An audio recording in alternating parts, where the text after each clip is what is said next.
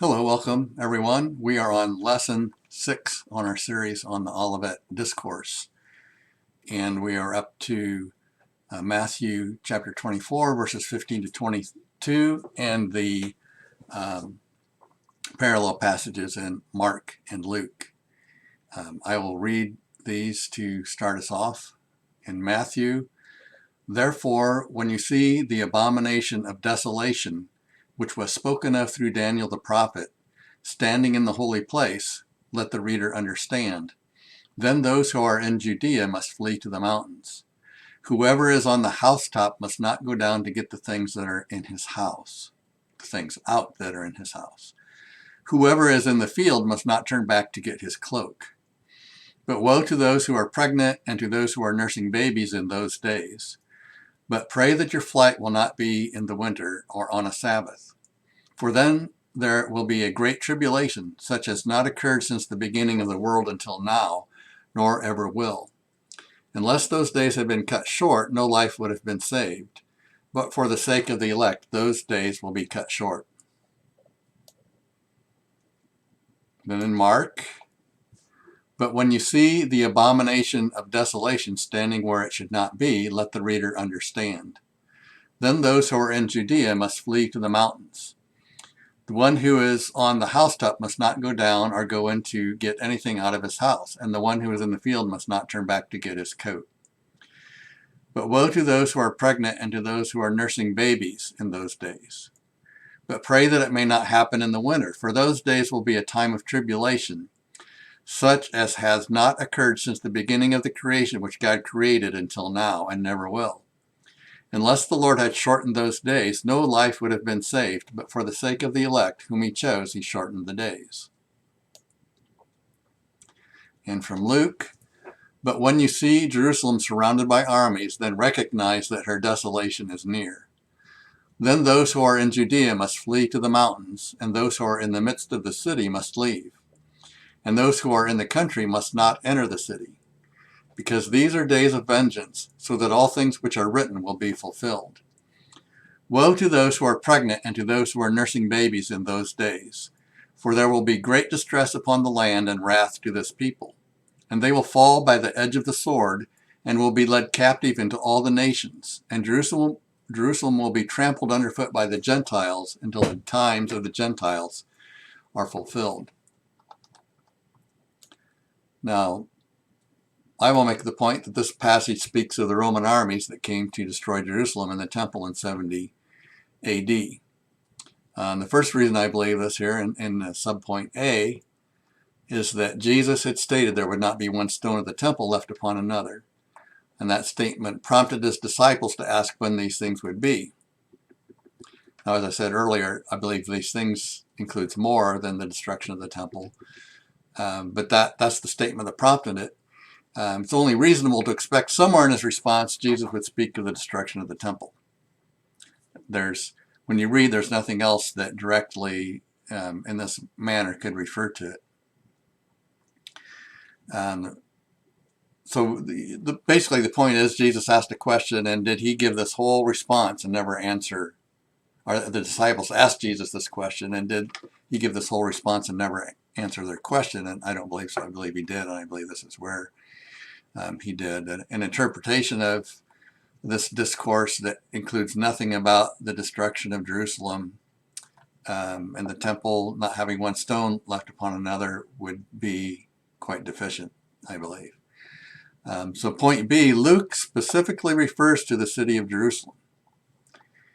And we'll scroll back to that. It's not too far here.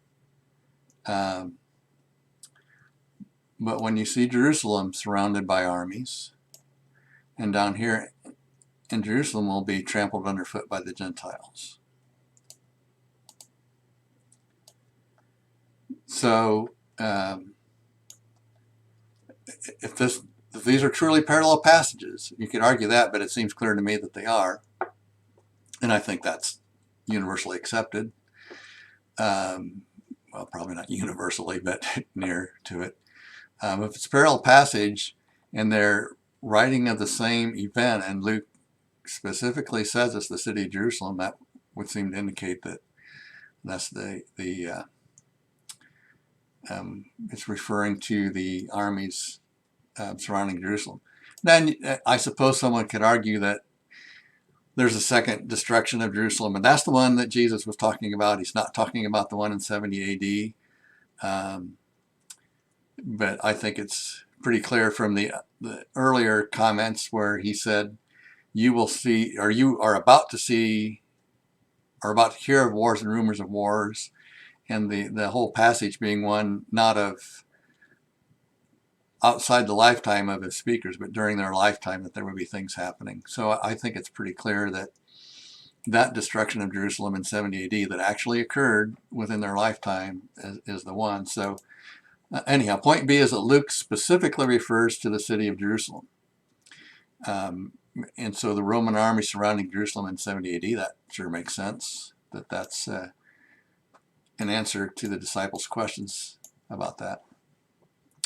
The parallel passages refer to things of local application to Jerusalem and the Jews. Jesus states that those in Judea must flee. It's not a worldwide thing. Oh, everybody flee. Well, where does everybody in the world flee to? You go to the moon or whatever. But in three places, Jesus states that those in Judea must flee. Jesus instructs them to pray that their flight not be on the Sabbath, which would apply more to Jews than people other places. And we're not talking about Sunday. We're talking about the Jewish Sabbath, like Friday sunset to Saturday sunset, basically.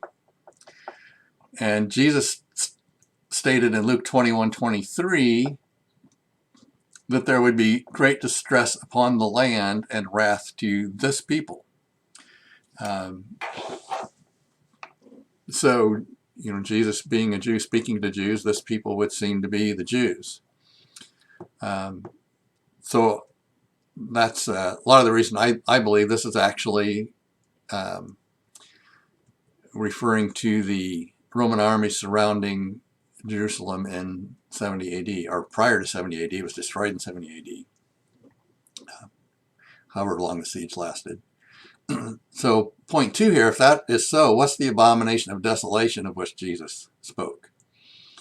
And the futurist view, which most of us have heard or familiar with or believe, is in general that this is the Antichrist sitting in a rebuilt temple yet in the future. Or some will say it's a double meaning, that yeah, this destruction of Jerusalem happened and Jesus was talking about that, but there's this double meaning of a future Antichrist. But Luke writes of it as armies about to make Jerusalem desolate. Let's go back to that just to look at the... But when you see Jerusalem surrounded by armies, then recognize that her desolation is near. Well, that's parallel with, but when you see the abomination of desolation standing where it should not be, then let those in Judea flee. And therefore, when you see the abomination of desolation spoken of through Daniel the prophet standing in the holy place, let the reader understand, then those in Judea must flee to the mountains. So, again, as a parallel passage, that would mean the abomination of desolation would be the Roman armies surrounding Jerusalem. Well, is that a reasonable conclusion otherwise in the scripture? I mean, just from the idea of comparing parallel passages, I'd say yes. Well, one of the keys is that here in this new point A, Jesus said the abomination of desolation was spoken of by Daniel. So is there an abomination of desolation spoken of by Daniel that would fit the Roman armies coming to destroy Jerusalem? And I believe there is. It's in this passage from Daniel 9, 26 to 27. It says, then after the 62 weeks, the Messiah will be cut off and have nothing. And the people of the prince who is to come will destroy the city and the sanctuary. Well, who is this people of the prince who is to come? And destroying the city and the sanctuary, that really fits what we're talking about here. The people to come would, I believe, be the Romans, who in the time of Daniel were not in power. He predicted they would be the fourth world kingdom. The people of the prince who is to come, the general who destroyed Jerusalem in 70 AD was Titus, who was the son of the emperor Vespasian. I think it's Vespasian. I'm sorry if I got that wrong. I apparently did. But, was a prince as the son of the king. Well, they called him emperor because he ruled over many nations. But the idea of a prince would still fit here. So Titus did actually become emperor after his father. And so he could be considered a prince, and he's of the people, the prince who is to come. Some teach that there's a restored Roman Empire, and this talks about that. But it fits, without having a restored Roman Empire, it fit the Roman Empire of history that is now in the past. The statue that Daniel, which may not totally be in the past, because the statue that Daniel saw that was prophetic of it, it had 2 legs and then 10 toes, and the 10 toes didn't mix with the clay. And if you go through history of when did those events happen, it could just be the Roman Empire wasn't really defeated yet. It just kind of divided up, and but that's a whole other question.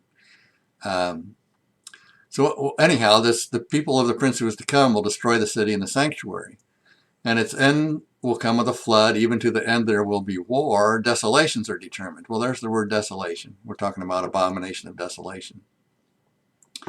And he will make a firm covenant with the many for 1 week. But in the middle of the week, he will put a stop to sacrifice and grain offering. Now, the prevalent, most common view is that's talking about a future Antichrist making a covenant in the middle of a 7-year period that's not yet occurred. But the other, I say this in the next period, I'm kind of commenting ahead of what I've written.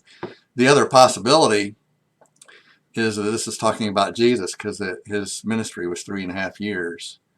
And in the middle of it, he died on the cross and instituted the new covenant, and it could be talking about that.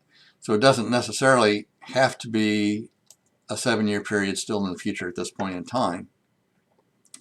And getting into all that, the interpretation of Daniel and all is beyond what we're wanting to do. I'm just bringing this in to say, hey, there's this passage of scripture that does fit, has the word abomination, has the word desolation, is spoken of by Daniel. It's talking about the city and the sanctuary being destroyed by a prince who's to come. It fits a lot of what we see in what Jesus said on the Mount of Olives. And here, on the wing of abominations will come one who makes desolate. Well, it doesn't say abomination of desolation in that exact order, but it's talking about abomination and making desolate. So the language is there that this could be what Jesus was referring to, which means, well, yeah, it could be valid that the Roman army surrounding Jerusalem in 70 AD is the same as the abomination of desolation, which you would get just from looking at parallel passages. But here's at least not contradiction of what Jesus was saying. Oh no, the abomination of desolation has to be something totally different. It can't be the same thing as Luke talked about. So I think this is supporting the fact that, or the position at least, that this abomination of desolation is really speaking of just the Roman army surrounding Jerusalem. They were an abomination to the Jewish people. They were about to make Jerusalem desolate. I commented on this a lot already, but this paragraph here, the futurist view is that this refers to a yet future 7-year period of tribulation, and that the Antichrist will make a covenant in the middle of those 7 years. But Jesus was crucified and made a new covenant after 3.5 years of ministry in the middle of a 7-year period. So I believe this interpretation fits the language without needing to hypothesize a gap with the last 7 years of Daniel's prophecy of 70 weeks occurring much later. This interpretation fits well with Luke referring to armies surrounding Jerusalem, but Matthew and Mark referring to the same event as the abomination of desolation. So the point B regarding the abomination of desolation is that he referred to that as standing in the holy place. So let's consider that phrase, standing in the holy place, and just look at those words in more care and detail. The Greek word translated place here is topos.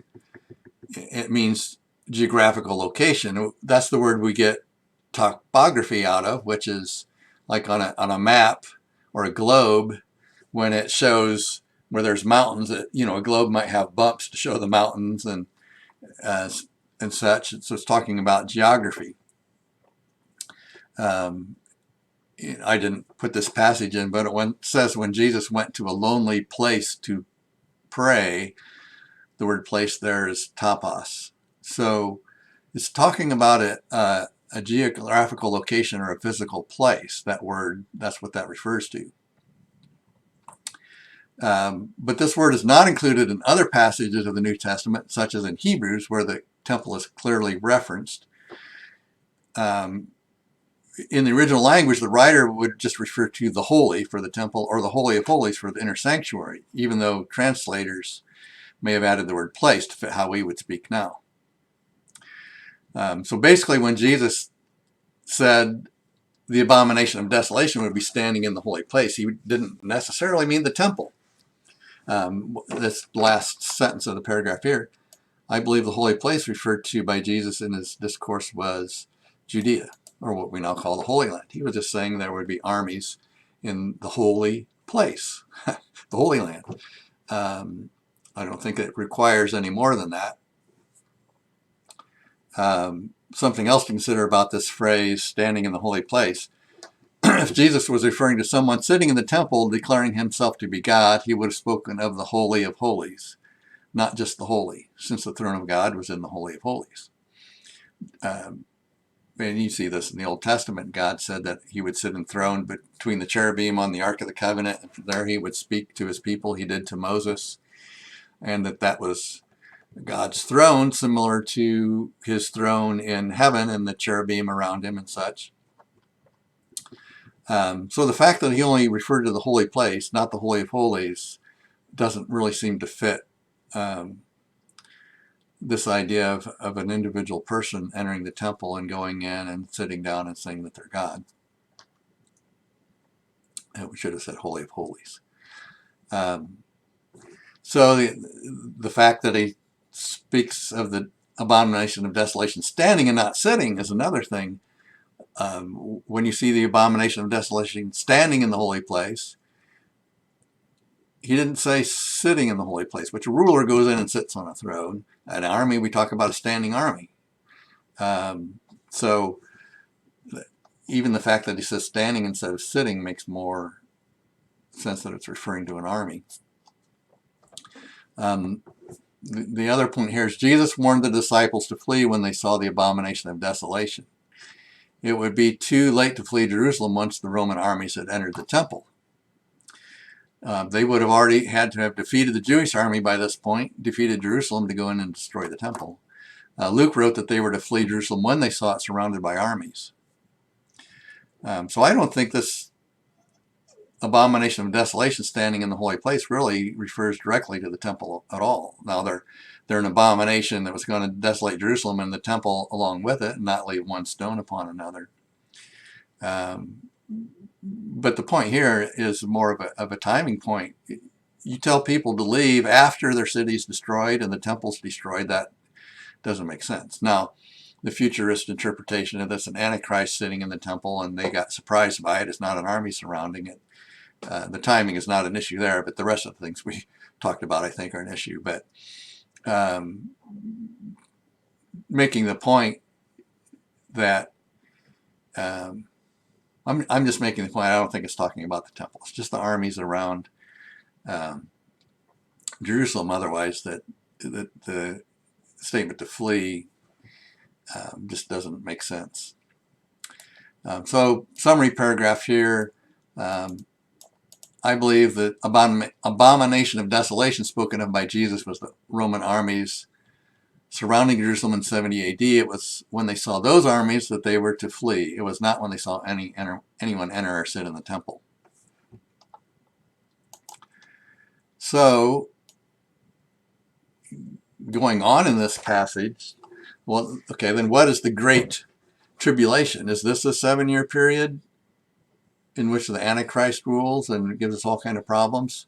Well, it doesn't look like it to me from this passage, but it's a Great Tribulation that's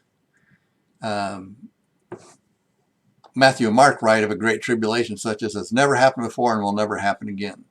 But Luke, in the same place in the Discourse of Jesus, writes of great distress upon the land and wrath to this people.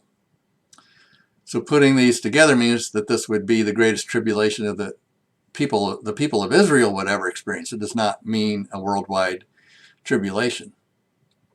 So the worst thing that ever happened to Israel and Jerusalem, the Jewish people, is this destruction of Jerusalem. There'd never be anything like it in the future. There was never anything like it in the past. So apparently worse than when Babylon came and defeated Jerusalem and took everybody captive. So if that's true, point 4, what does it mean that those days were cut short? I believe those days being cut short means that the Romans could have decided they were going to kill all Jews everywhere, not just Jerusalem, but stopped short of that. And let's go back up and look at one of the passages that says that. The days are being cut short. I got a pretty long set of notes here, so I got to scroll up quite a bit. Okay. In Mark, unless the Lord had shortened those days, no life would have been saved, but for the sake of the elect whom he chose, he shortened the days. And Matthew said something similar to that. Unless those days had been cut short, no life would have been saved, but for the sake of the elect, those days will be cut short. So, if this is talking about the destruction of Jerusalem, I think it's simply saying the Romans could have stopped the rebellion of the Jews at that point and been satisfied, which is what they did, or they could have said, these Jews are troublemakers, man. We're just going to have to kill all of them. So I think that was simply, that's all it's talking about is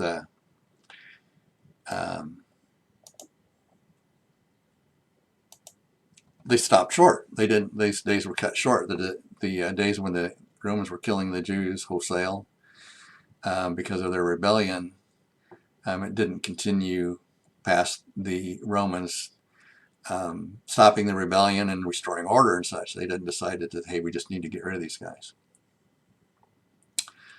So, point number 5 here, what does Jesus mean when he speaks of all things which are written being fulfilled in Luke 21:22?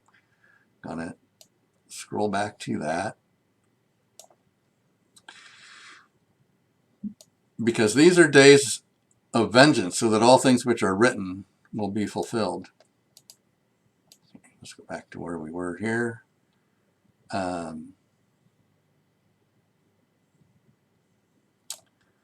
So, point 5, a preterist may say the destruction of Jerusalem and the temple in 70 AD fulfills all things, and there's no prophecy left in the Bible that has not yet been fulfilled. And some take the position that's what this verse means.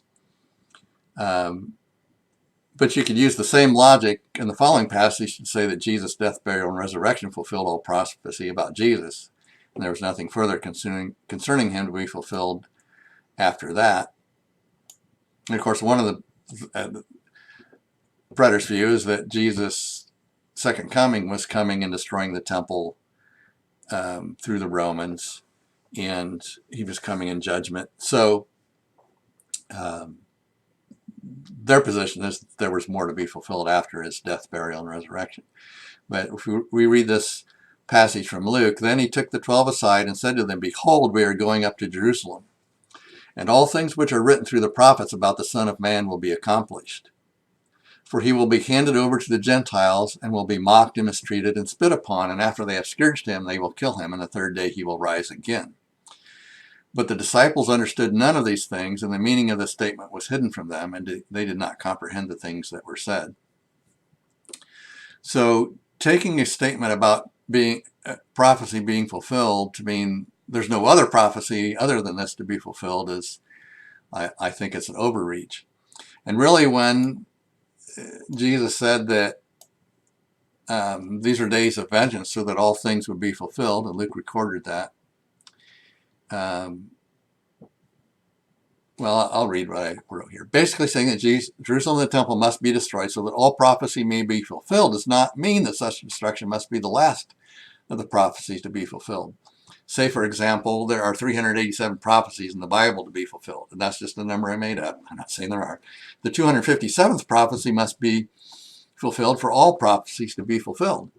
So Jesus was only saying that this particular prophecy of the destruction of Jerusalem and the temple must be fulfilled in order for all prophecy to be fulfilled. He wasn't saying this is the very last thing to happen. I think that's the logic there is pretty clear that it doesn't require saying that this has to happen for all prophecy to be fulfilled does not mean that this is the last prophecy to ever be fulfilled. That's a jumping to a conclusion, an overreach. Being taken captive into all nations.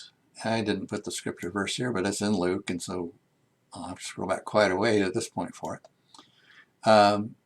They will fall by the edge of the sword and will be led captive into all nations, and Jerusalem will be trampled underfoot by the Gentiles until the times of the Gentiles are fulfilled. So Jerusalem's defeated, and some of the people of Jerusalem are led captive into all nations, and they're trampling underfoot by the Gentiles until the times of the Gentiles are fulfilled.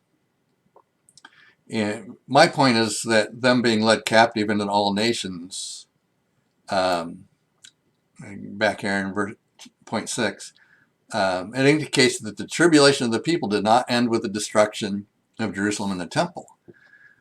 Such were taken captive into the nations after the destruction of Jerusalem. Their troubles, their problems continued, so that tribulation did not end there. And that's important in when we talk later about Jesus comes on the cloud after the tribulation of those days comes on the clouds.